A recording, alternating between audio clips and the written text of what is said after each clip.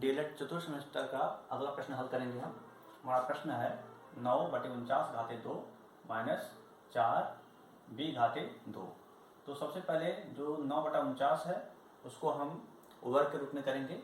तो ये जो हमारा 9 है ये 3 का वर्ग बनेगा, लिख देंगे 3 घाते 2। और इसके बाद यहाँ पे a स्क्वायर इस तरह यहाँ पर लिख देंगे, बटे कर लेंगे 7×7 होता है तो 7 का वर्ग बनेगा 7×7। फिर माइनस ये 2 का वर्ग बनेगा, यहाँ लिखेंगे 2, यहाँ लिखेंगे ये वाला b और दोनों का होल स्क्वायर कर लेंगे। इसके बाद जब दोनों का वर्ग एक समान होता है तो हम एक ही बार उसको लिख लेंगे। तो लिखेंगे यहाँ 3 a घाते यहाँ पे लेंगे 2 बटे यहाँ लिखेंगे 7 घाते 2। उसके बाद यहाँ लिखेंगे माइनस यहाँ लिखेंगे 2 b घाते यहाँ पर 2। अब देख लेते हैं अंश और हर दोनों का जो घात है वह एक समान है, इसलिए दोनों को एक ही लिख लेंगे। लिखेंगे यहाँ पे 3 a बटे यहाँ पे 7। इसके बाद दोनों का घात एक बार लिख लेंगे, होल स्क्वायर कर लेंगे, माइनस कर लेंगे, यहाँ लिखेंगे 2 b घात यहाँ पर 2। अब ये a माइनस b का होल स्क्वायर के सूत्र पे रख देंगे इसे। तो हमारा सूत्र हो जाएगा 3a बटे 7, यहाँ पे पहले प्लस का चिन्ह लगाएंगे, 2 भी लिखेंगे एक कोष्ठक में और दूसरे कोष्ठक में 3a बटे 7। उसके बाद यहाँ पे माइनस यहाँ लिखेंगे 2b। यही हमारा आंसर होगा। चलते हैं अगले प्रश्न को हल करते हैं। अगला प्रश्न हमारा है एक लंबवृत्तीय बेलन के आधार की त्रिज्या 5 सेंटीमीटर तथा ऊंचाई 14 सेंटीमीटर है, बेलन का वक्रपृष्ठ ज्ञात हो। तो इस प्रश्न में जो दिया गया मान है उसको पहले लिख लेते हैं। तो हमारा जो दिया गया मान है वह है त्रिज्या, त्रिज्या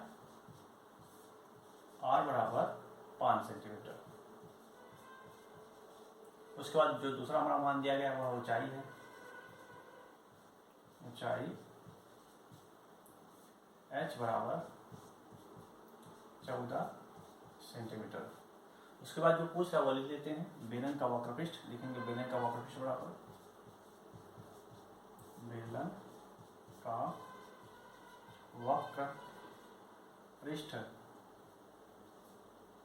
वक्रपृष्ठ बराबर हो जाएगा 2πr h। अब 2 जैसे वैसे लिख लेते हैं, 2 पाई का मान लिख लेते हैं। पाई का मान होता है 22/7 और r का मान हमारा दिया गया है वह है 5 सेंटीमीटर और h का मान जो हमारा है 14 सेंटीमीटर। 7 से इस 14 को काटेंगे, 7 दूना 14, 2 बार में कट जाएगा। 2 का इस 5 में गुणा करेंगे हो जाएगा 2×5 = 10 और 10 का जब 22 में गुणा करेंगे हो जाएगा 220 और 220 का जब हम 2 में गुणा करेंगे हो जाएगा 440 वर्ग सेंटीमीटर।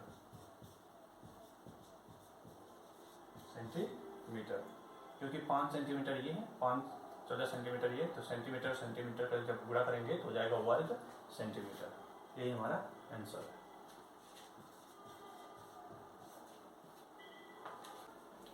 चलते हैं अगले प्रश्न को हल करते हैं।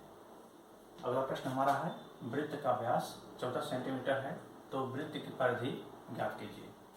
तो जो हमारा दिया गया प्रश्न है, प्रश्न में जो मान दिया गया है उसको पहले लिख लेते हैं। तो मान हमारा है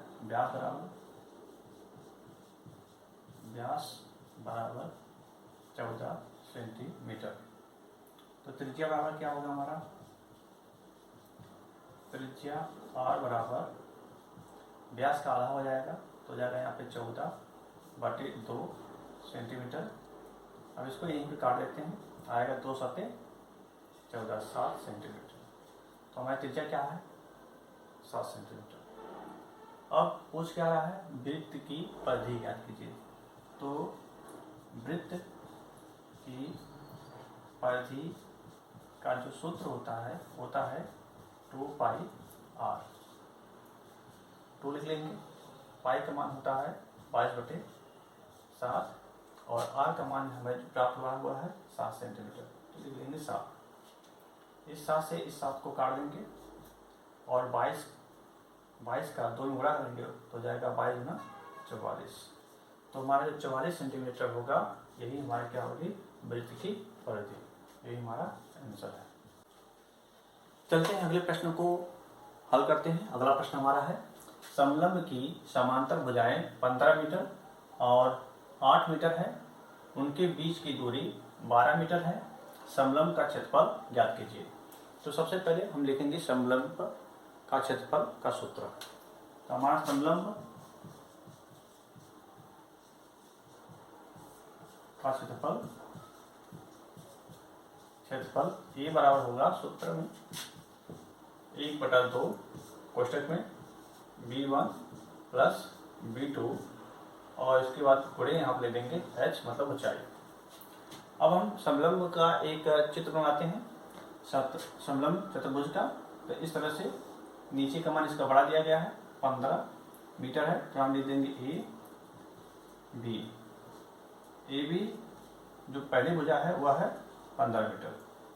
उसके बाद जो दूसरी भुजा हमारी है वह है 8 सेंटीमीटर, सॉरी 8 मीटर लिख देंगे। अब पहली और दूसरी भुजा के बीच की जो दूरी है वह है 12 मीटर यहाँ लिखेंगे। मार्क लेते हैं ए और ये भी हो जाएगा, यहाँ हो जाएगा इन दोनों के बीच की दूरी हो जाएगा BC, और इसके बाद यहाँ से यहाँ तक C और D की दूरी हो जाएगी 8 मीटर। अब इसके बाद इसी समलंब के क्षेत्रफल पर इस सब का मान इस पर रख देंगे। तो हमारा जो मान होगा लिख लेंगे 1/2, b1 का मान इसको हम मान लेते हैं b1 बराबर हो जाएगा हमारा 15 मीटर और b2 बराबर हो जाएगा हमारा 8 मीटर, और जो हमारी ऊंचाई है वह हो जाएगा h बराबर हो जाएगा हमारा 12 मीटर। तो b1 का मान लिख लेंगे 15 मीटर। उसके बाद प्लस लिखेंगे, b2 का मान हमारा है 8 मीटर, लिखेंगे 8 मीटर। उसके बाद जो हमारी ऊंचाई है वह है 12 मीटर, लिखेंगे 12 मीटर।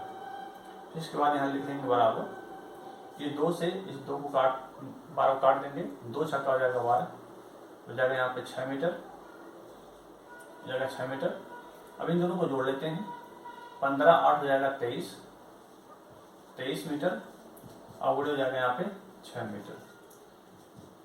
और जब 23 और 6 में गुणा करते हैं तो हो जाएगा 6 3 18 को 8 हासिल आया, 1 6 दूना 12 एक हासिल हो जाएगा यहाँ पर 13, और मीटर का जब गुणा करेंगे हो जाएगा मीटर वर्ग। यही हमारा क्षेत्रफल प्राप्त होगा। यही हमारा आंसर है।